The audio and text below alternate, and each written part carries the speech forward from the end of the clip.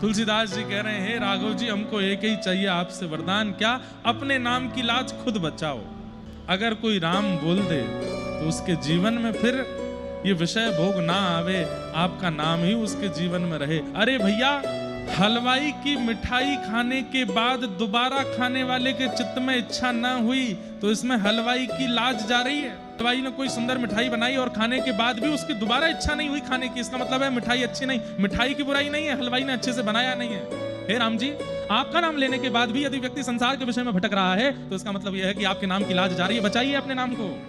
एक बार जो इस नाम को ले ले तो उसके मुख पर वो चढ़ जाए। ठाकुर जी बोले, देखो तुमने हमको फंसा दिया गोस्वामी जी, हमारा नाम लेने वाला अगर दोबारा नाम आश्रित ना हो तो आपने हमको फंसा दिया हलवाई की तरह। लेकिन हमने भी एक नियम बना दिया। बोले क्या?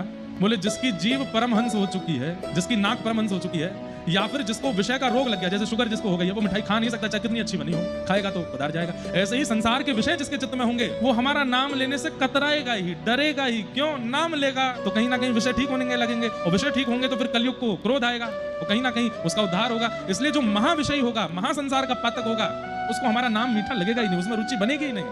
हमने भी यह नियम बना दिया। राम नाम तो मीठा है ही, लेकिन विषय की रुचि उसके प्रति नहीं होती। लेकिन हम लोग कौन से पता है जो इस पंडाल में बैठे, हम बीच के हैं। हमको राम नाम भी मीठा लगता है, हमको संसार भी मीठा लगता है। इसका मतलब क्या है पता है? राम जितने मीठे हैं उतने मीठे लगे नहीं, इसलिए संसार मीठा लग रहा है। अच्छा, एक क्रम होता है कि मीठा खाने के बाद आपने जैसे रसगुल्ला खा लिया, खूब रस भरा रसगुल्ला खा लिया, उसके बाद कुछ और मीठा खिलाया जाए तो आप लोग क्या करते हैं? पहले कुछ नमकीन खिलाओ, मुंह पूरा मीठा है, दूसरे के मीठे का स्वाद आएगा ही नहीं। रसगुल्ला खाने के बाद चाय पियो तो चाय की स्वाद आपको कुछ नमकीन खाना पड़ता है। हम लोग ऐसे हैं, हम बीच बीच में नमकीन खाते रहते हैं संसार की। लेकिन एक बार राम जी के मिठास यदि अच्छे से जिह्वा पर चढ़ जाए तो फिर अन्य किसी भाव की इच्छा नहीं होगी। चेंटा बन जाओ। चेंटा कैसा होता है? एक बार चाशनी से जाके लगता है, पीते पीते वहीं प्राण त्याग देता है। बीच में चेंटा कुछ नमकीन खाने नहीं जाता, उस चाशनी में ही रम के मर जाता है। परम सत्य भगवान का नाम है, उस नाम के अधीन हो जाओ, उस नाम के अधीन हो जाओ। जैसे श्वास के बिना, जल के बिना, भोजन के बिना, निद्रा के बिना जीवन नहीं लगता जीवित रहने लायक, ऐसे ही नाम के बिना भी हम जीवित ना रह पाए, ऐसी स्थिति बन जाए।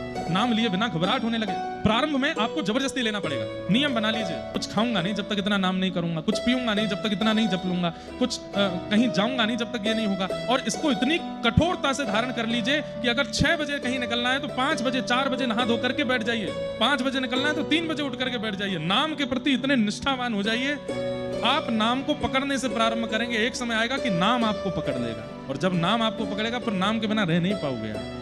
जिस दिन नाम ने आपको पकड़ लिया, समझ जाओ ठाकुर जी ने ही आपको पकड़ लिया, और उस दिन श्रीमद् भागवत जी का प्रथम श्लोक सार्थक हो जाएगा, सत्यम परम धीमहि। मैं ऐसे परम सत्य भगवान के नाम को ध्यान धरता हूं, प्रणाम करता हूं।